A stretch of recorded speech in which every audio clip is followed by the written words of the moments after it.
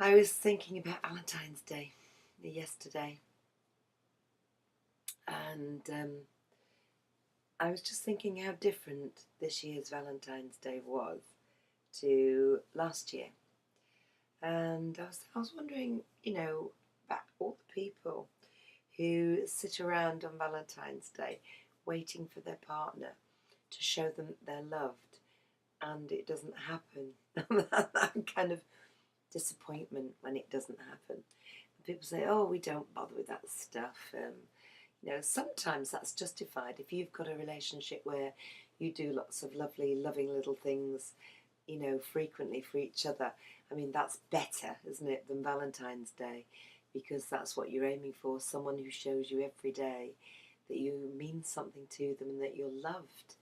But it is nice if you're not that kind of person, just to have a day, I guess, where you don't have to spend a lot of money, but just going out of your way, doing that extra special effort to show somebody that they're important to you and that you care about them is kind of nice. I don't care what you say about, oh, it's an exploitative commercial day. Yes, it is. But yesterday, Valentine's Day, I had effort made for me by a friend who he cooked me a meal, went out of his way to cook and invite me over to his home, and we had a lovely night. And that is just somebody who's an affectionate, likable, caring friend, not a love relationship. Um, Another friend of mine, I saw him in the afternoon when I was going to visit his daughter, who wasn't very well in hospital. Just the friendly warmth of someone can make all the difference to your day. And it was so different last year when it was my very first proper Valentine's Day living in a home with someone who was supposed to love me and who I loved.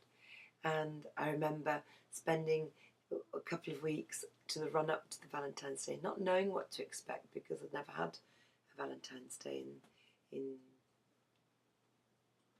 20 years. And I was just thinking about how little effort that person made for me in general, in lots of ways. I didn't feel particularly loved on a great deal of occasions, or cared about, or put first. And I just felt that, it was just a normal day, like every day, and that in fact it was quite a lonely day. I made lots of effort going out buying food for a special meal, making him a little parcel together with things that I knew he'd like that would mean something special to him, getting some hand wrapped sweeties that he'd like, and tying that with the blue and yellow ribbons that are his favourite colours for Leeds United. Oh, he was really went to a lot of effort like a little kid, all excited, doing little things, little photograph, poem, or a poem, did lots of things. And I said to him, if you're going to do anything at all, just write me a love letter. That would mean so much to me, how you feel about me.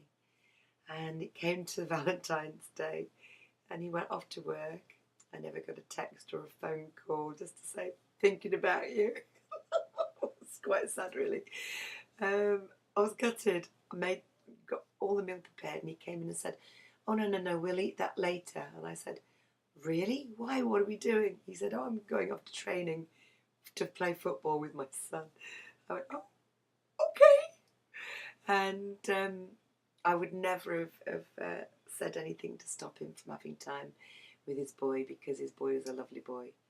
But I kind of hoped, I guess, in my heart, he would say, "Do you know what? I'm not going training tonight. Let's do something special, even if it's just in the house. Let's snuggle, or let's have a picnic in the front room, or, you know."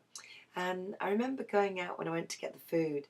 There was a bunch of beautiful tulips, and they were £3. They weren't expensive.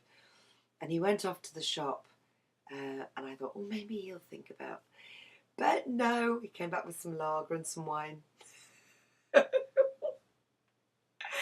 And I was just gutted. He did send me a card a few days beforehand to my home address.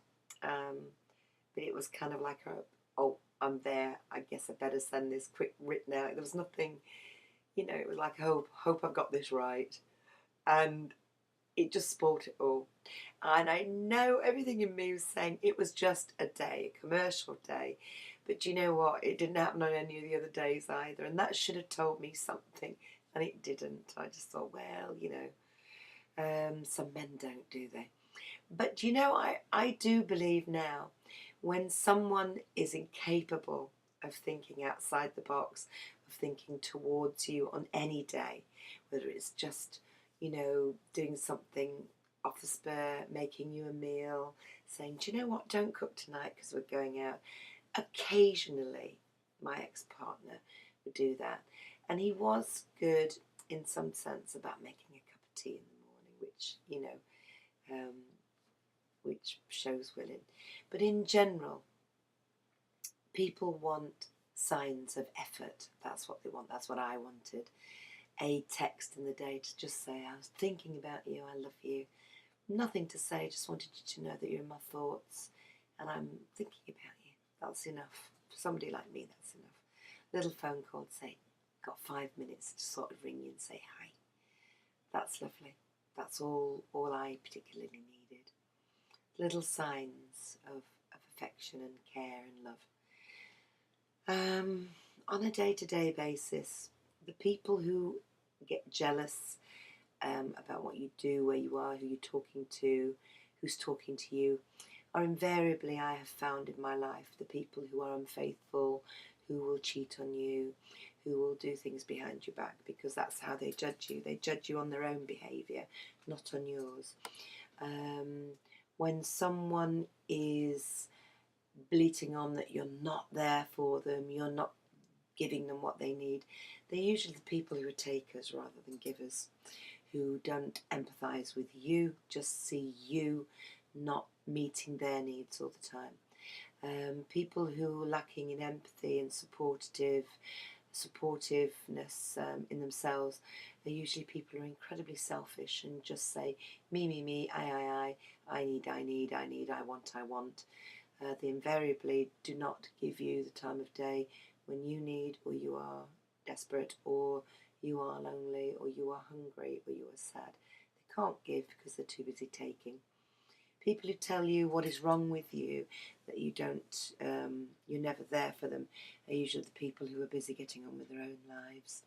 And it's usually reverse emphasis. People project onto you what they're lacking in themselves often.